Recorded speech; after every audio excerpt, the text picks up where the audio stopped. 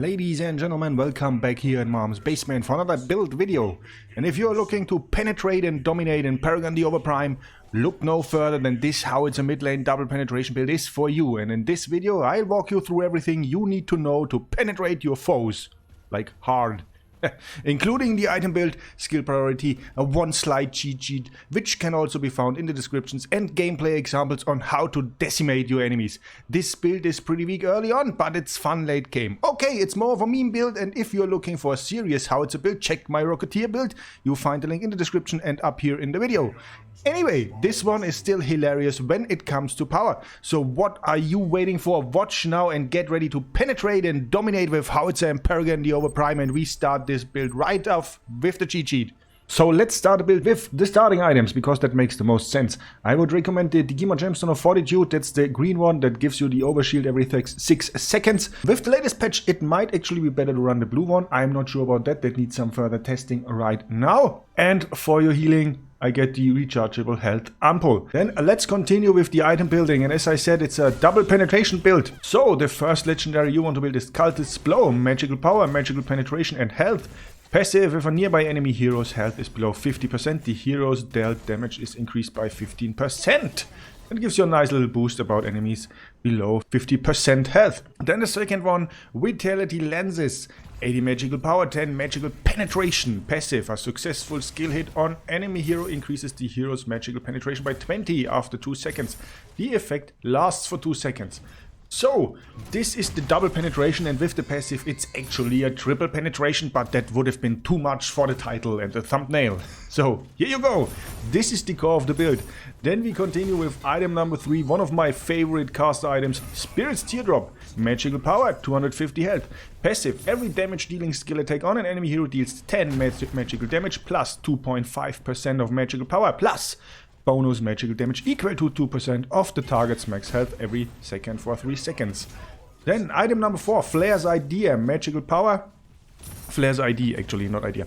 Magical power, mana and 10% cooldown reduction. Passive: grants a shield that absorbs damage equal to 25% of max mana when the hero's health is below 30%. The shield is granted once every 100 seconds for 3 seconds. You might go with something different if you like to have even more damage on that build, but for me, Flare's Idea, it's like with the condom, you know, you never know if you need it, but it's better to have it with you. So, then, item number 5, Rampaging Toto, 3,800 gold, might be one of the most expensive items in Overprime. Flat 120 magical power, and in addition to that, the passive increases the hero's magical power by 30%. As last item for this build, I would use a decimate gemstone of fortitude tier 3, so I would upgrade that to the max just because I want to have that blink, I want to have that health dragon, and I want to have that 200 damage shield also. In the end, it just helps a little bit, because otherwise you have like no escape whatsoever except for your E, and that's a bit wacky at times. So, with the E, that also brings us to the skill level priority. So, super powerful missile, your Q, that's my priority number 1. Slow bomb, the skill you want to max a second. And then Howitzer's Showtime, the ultimate, also pretty important, pretty strong. And this is mine, DE. Basically, tier 1 is for me, is enough for that, because I use it to escape or relocate enemy heroes. So this would be my personal skill level priority. Yours might be different, and that's okay. With that said, this is the cheat sheet. You can also find it down in the description as always. And now let's head into some gameplay where I show off some tips and tricks for Howitzer with this build, and also some fails. So look out for those as well. So here we go with the gameplay. In the early phase of the game, I want to help my jungler out, so he has a little advantage over the enemy jungler. And I make sure I do that because then I think he likes me, and he might actually come to my mid lane to help me and gank my enemy. But that's most of the time it's wishful thinking, but at least I tried, right? I also don't know why she goes. Okay, it makes sense to go for blue if she plays Shinbi. Then I go back to my lane and get some last hits in, and immediately let Gideon know that hello, Dirty is here in the lane. And now we focus on farming up, catching up with Gideon, because while we helped our jungler, he got to level 2, and we played it careful. So we are focusing on last hitting and getting a poke in on Gideon here and there, like that one that actually didn't do any damage. Anyway, so this is what you want to focus first, farming and helping your jungler with the first buff.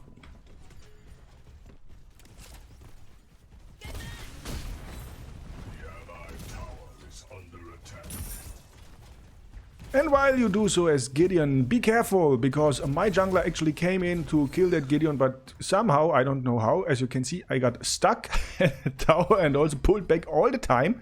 Shinbi does good so, she nearly gets them, and I finally get out of the tower. Shinbi gets nearly killed, but I get out in time, like last second, and I get Gideon. So be careful with those crazy towers, ladies and gentlemen, here at Overprime. Here's some other tips and tricks for the mid line, so make sure to ward and make sure to get that mana buff, especially when you're using the green stone. Because versus the blue, you don't get the mana recovery, so I get the buff. It's 3 auto hits only. I'm in the bushes and we are waiting for Gideon, and I think I try to push him like a pro under my tower, which I totally miss with the E, but that was basically the idea, so you get that, okay? You want to use your E to, if he's pushing you that far, to push him under your tower. And there's just some 2v2, but anyway, we just aborted, no problem. Then we are looking at 1400 gold, and it's the first time to buy something. So the first item of Cultist's Blow, so that we get some penetration right now off the bat. I also bought a ward, and it's back to the lane, and we farm a little bit. Gideon is ahead, but I think we do some good pressure on him during that game phase. We also get some nice last hits in. We capture up. It's 7v7. The game is pretty close, 4 versus 3. And you will see later that my team is basically behind. Gideon tried to port there, I scared him away, and just back to the mana buff. As I said, you want to get that as often as possible so you can stay in the lane longer, which means you get more gold, which means you have an advantage over your enemy. Then I'm on the way to help duo lane. Same goes actually for solo lane. If you have the lane, make sure you push your minions under the enemy tower. So the tower actually kills your minions and not your enemy laner, so he doesn't get XP. So we go in there, help the team a little bit. It's 3v4 at the moment, I think. Yeah, the other 2 guys are fighting over there. Just some team fighting going on at duo lane. And as soon as you can't do any more help or anything crazy, and as you can see, my minions are on the map. They are in the mid now again on the lane. It's time to head back to your lane.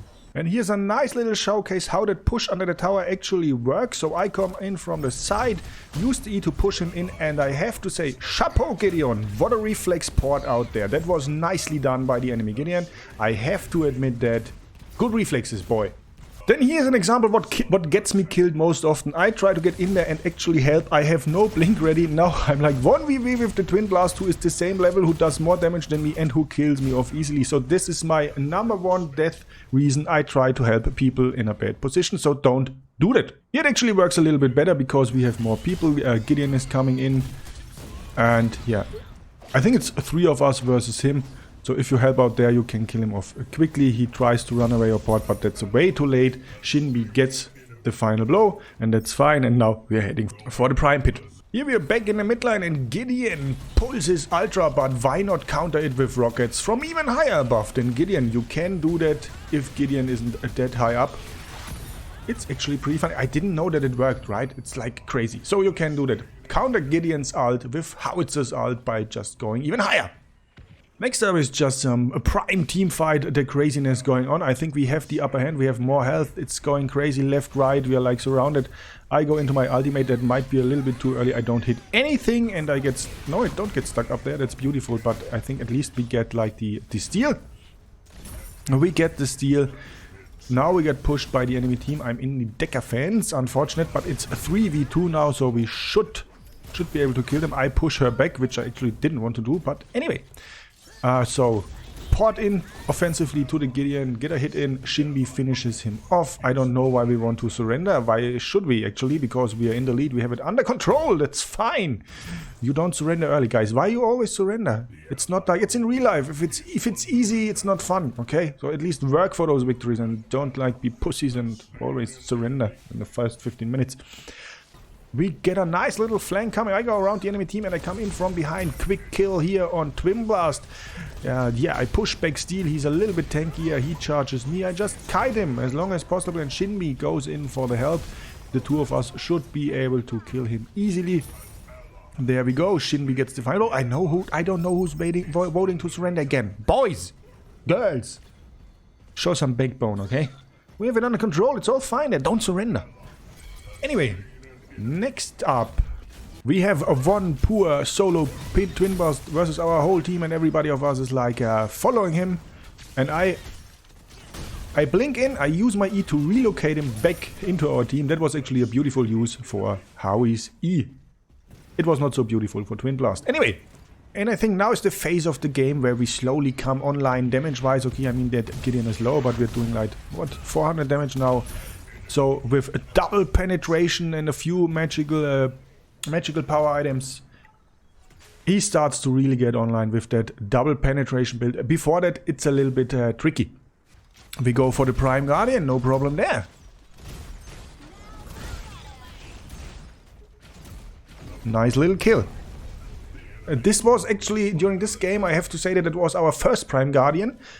We had one spirit or even 0 spirits closely before that, and the enemy team already killed the Guardian once. So it was pretty close, but we are catching up now that my Howitzer comes online. Yes, the rest of the team also did good. At least those who didn't want to vote surrender all the time.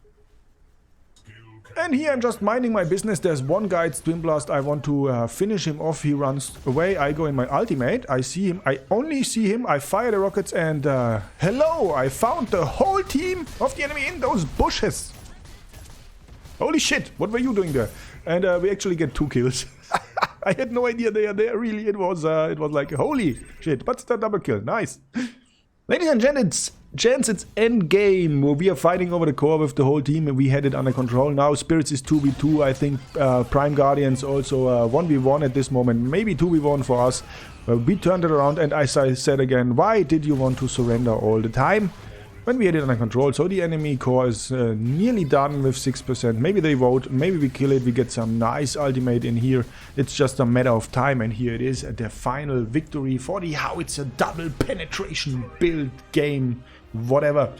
It was a fun game, it was tricky, so as I said, it's more of a meme build, but try it out, have some fun. As soon as it comes online, it's the shit.